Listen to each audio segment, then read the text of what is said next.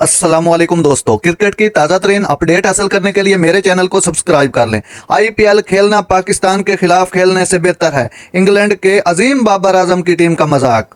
England के साबिक कप्तान माइकल वान ने England and Wales cricket board ECB के पाकिस्तान के खिलाफ होम सीरीज के लिए इंडियन प्रीमियर लीग आईपीएल से इंग्लैंड के खिलाड़ियों को वापस बुलाने के फैसले पर सख्त तनकीद की।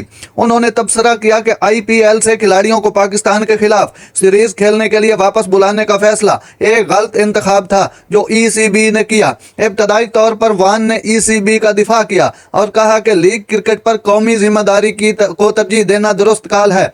ये हिंदुस्तानी क्रिकेट लेजेंड सुनील गावस्कर और इरफान पठान की जानिब से खिलाड़ियों पर की जाने वाली तनकीद के जवाब में था। इंग्लैंड और पाकिस्तान के दरमियान दूसरे मैच के दौरान इंग्लैंड के साबिक क्रिकेटर ने बिल्कुल मुख्तलिफ नुक्ता नजर का इजहार किया और बोर्ड को उनके फैसले पर तनकीद का निशाना बनाया।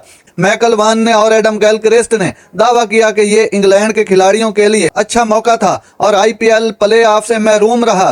पाकिस्तान के खिलाफ इफ्तिताई मैच में हेडिंग्लो में बारिश की वजह से ज़ाया हो गया था। इससे कबल मेजबान टीम ने दूसरे मैच में 23 रन से जीत कर सीरीज में बरतरी हासिल कर ली थी।